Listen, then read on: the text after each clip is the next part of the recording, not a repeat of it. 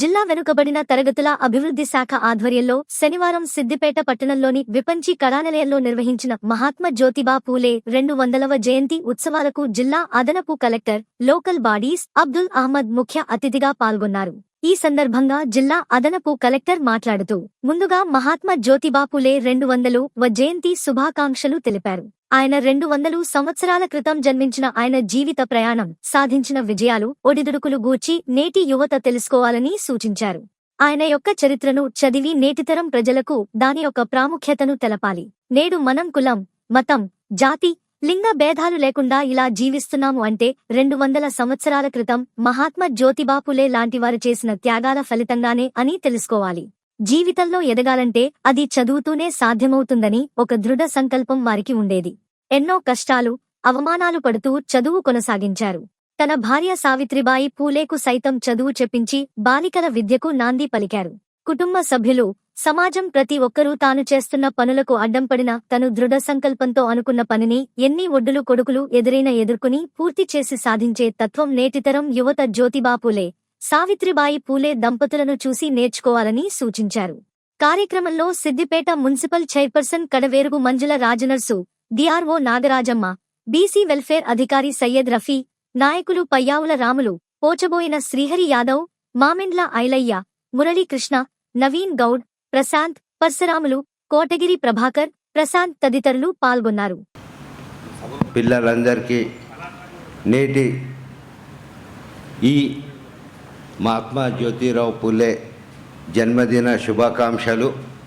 ఈరోజు మనం సుమారు 200 సంవత్సరాల పూర్వము జన్మించిన మహాత్మా జ్యోతిరావు పూలే గురించి, ఆయన జన్మదిన సందర్భంగా ఆయనకి గుర్తు చేసుకుంటూ, ఆయన సమాజానికి చేసిన సేవ ఏంటి, ఆయన ఎన్ని కష్టాలు పడ్డాడు, ఎవరి గురించి పడ్డాడు, అది మన పిల్లలకి నేర్చుకోవాల్సిన అవసరం ఉంది. ఇదంతా చరిత్ర సరిగ్గా చదివి అర్థం చేసుకుంటే పిల్లలు you will come to learn and you should learn the correct perspective of the history. ఒక్కసారి ఆ చరిత్రకు చదవాల్సిన అవసరం ఉంది.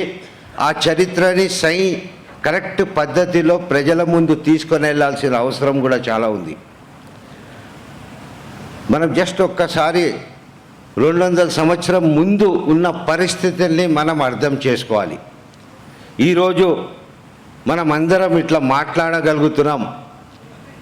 ఒక కులం, ఒక మతం అన్న మాట తేడా రాకుండా, ఒక జాతి, ఆడోళ్ళని మొగోళ్ళని ఇలాంటి తేడా లేకుండా ఒక్క మంచి వాతావరణంలో మనం గాలి పీలుస్తున్నామంటే అది అప్పటి కాలం, అప్పటి వాళ్ళు చేసుకున్న త్యాగాలను మనం గుర్తు చేసుకోవాల్సిన అవసరం ఉంది.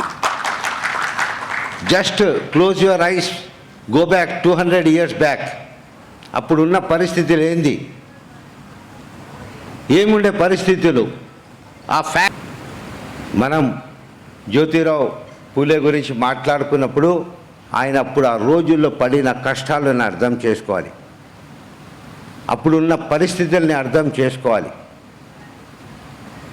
ఆయన ఒక బ్యాక్వర్డ్ క్యాస్ట్లో పుట్టినా కూడా ఆయనకు చదువుకోవడానికి ఇంట్రెస్ట్ ఉంటే కూడా ఈ కులానికి చదువు లేదు, చదువుకోవడానికి హక్కు లేదు అన్న రోజులుండే అప్పుడు. అలాంటప్పుడు ఒక ఇన్స్పిరేషన్ లాగా తెలుసుకున్నాడు. అప్పుడు ఆయన జాయిన్ అయిన ఒక క్రిస్టియన్ మిషనరీలో కొంచెం ఆ నాలెడ్జ్తో థామస్ అనే ఒక మనిషి యొక్క థింకింగ్తో ఆయన లేదు, మనము చదువుతోనే ముందుకు వెళ్ళగలుగుతామని, ఆయన పుట్టిన కులం వాళ్ళు కదా వ్యతిరేకించిన పరిస్థితుల రోజుల్లో ఆయన చదువుకున్నారు. ఎంత కష్టపడింది ఆ చదువు కంటే వాళ్ళ తల్లిదండ్రులు కూడా సమాజానికి ఎదురు చూసుకోవాల్సిన పరిస్థితులు ఉండే. బట్ ఒక దృఢ సంకల్పం ఉండే. ఆ దృఢ సంకల్పమే ఈరోజు మనకు యువతలో అవసరం ఉంది. ఆ దృఢ సంకల్పం మనకు చదువు మీద ఉండాలి. మనిషి మనిషి గురించి పుట్టిండు, సమాజానికి గురించి పుట్టిండు. వాళ్ళ తల్లిదండ్రులు పడిన కష్టాలను, గురువులు పడిన కష్టాలను తిరిగి సమాజానికి ఇవ్వడానికి మనిషి పుట్టిండు. అలాంటి జ్యోతిరావు పూలే ఆలోచనతో చాలా ఇబ్బందికరమైన పరిస్థితుల్లో చదువుకున్నారు. చదువుకున్న తర్వాత నేనొక్కడే చదువుకుంటే సమాజానికి మార్చడానికి ఇబ్బంది, కష్టం, తోడు అవసరం ఉంది. తోడు అంటే ఎవరు? ముఖ్యంగా జీవిత తోడు భార్య. భార్యని ఫస్ట్ నేర్పించింది ఆయననే. నేర్పించిన తర్వాత ఇంకా కొంచెం ముందుకు వెళ్ళుకుంటూ జీవితాన్ని సాగుకుంటూ వెళ్ళిన రోజుల్లో ఆడపిల్లలైతే చదువుకి చాలా అవసరం. ఆడవాళ్ళు చదువుకుంటే సమాజం ముందుకెళ్తుంది, దేశాన్ని ముందుకెళ్తుంది అన్న ఆలోచనతో భార్యని నేర్పించిన తర్వాత అప్పుడున్న పరిస్థితుల్లో అన్ని ఇబ్బందులు పడి కూడా ఒక ఇద్దరు సహాయంతో కొంతమంది అప్పుడు బ్రాహ్మణ్స్ అగెన్స్ట్లో వీళ్ళు ఉన్నారని అనుకుంటున్నారు, కానీ కొంతమంది బ్రాహ్మిన్స్ కూడా వీళ్ళకి సపోర్ట్ చేయడం జరిగినది. అలాంటి వాళ్ళందరూ ఒక కలిపి ముందుకు చదువుతూ ముందుకు తీసుకొని వెళ్ళాలని first school for girls establish చేయడం జరిగినది. ఆ రోజులు మనం ఒకసారి గుర్తు చేసుకోవాలి. ఇద్దరు మహాత్ములు, ఇద్దరు ముగ్గురు మాట్లాడుకుంటూ చెప్పారు మనకు ఆ రోజుల్లో ఏముండే. ఈరోజు మనం ఆ చరిత్రని కూడా మర్చిపోయినాం. ఆడవాళ్ళు ఎంత ఇబ్బందికరంగా జీవితాలు అప్పుడు గడిపించేవాళ్ళు. చిన్న వయసులో పెళ్ళిళ్ళు అయిపోతుండే. సమ్ కారణం వల్ల భర్తలు చనిపోతే సతీ అని ఉండేది. రాజా రామ్మోహన్ రాయ్ ఒక ఉద్యమాన్ని తెచ్చారు. ఆ ఉద్యమాన్ని వల్ల సతీని బ్యాన్ చేయడం జరిగింది. దాని తర్వాత వీడో రీమ్యారేజెస్ లేకుండే. ఒకసారి భర్త చనిపోయిందంటే ఆడవారి జీవితం ఇంకా ఆమెకి ఒక శాపంలాగా మారిపోయేది. గుండు చేసేటోళ్ళు వాళ్ళకి ఏదో ఒక జీవితం నరకంలాగా అనుభవిస్తున్నాయి. ఈరోజు మనం చూస్తున్నాం, ఇక్కడ ఆడపిల్లలు ఇక్కడ కూర్చొని చదువు గురించి కష్టపడుతున్నారు, చదువుతున్నారు. ఆ రోజుల్లో కొంచెం మనం గుర్తుపెట్టుకోవాలి. అలా ముందుకు జీవితాన్ని సాగిపోతుంటే కూడా వీళ్ళ తండ్రి మీద కూడా ఒత్తిడి తేవడం జరిగింది. గోవిందరావు గారు వీళ్ళ తండ్రి ఇలా వీళ్ళ కులం నుంచి వేరే కులం నుంచి వేరే మతాల నుంచి ఆయన లేదు, నేను చేస్తుంది కరెక్ట్, ఇది న్యాయం, ఇది చదువుతో ముందుకు వీలవుతుందని కూడా ఇంట్లో నుంచి కూడా ఆయన బయట తీయడం జరిగినది. ఆయన ఇన్ని అవమానాలు ఇన్ని కష్టాలు వస్తే కూడా ఎక్కడొక్క అడుగు వెనక వేయలేదు. ఎందుకు? స్నేహితులమని ఉంటాం. అలాంటి ఒక బ్రాహ్మణ స్నేహితుని ఒక పెళ్లిలో వెళ్ళినప్పుడు ఆయనకు ఎన్నో అవమానాలు జరిగినాయి. ఆ పెళ్లి వేదికల నుంచి బయట వెళ్ళాల్సిన పరిస్థితులు వచ్చినాయి. ఇది ఎందుకు? ఒక కులం చదువు లేదని, ఒక కులంలో పుట్టినందుకే కదా అన్న ఒక thought. So why do you say thought? ఆ థాట్ వచ్చి ఆ థాట్ జీవితాన్ని మార్చేసింది.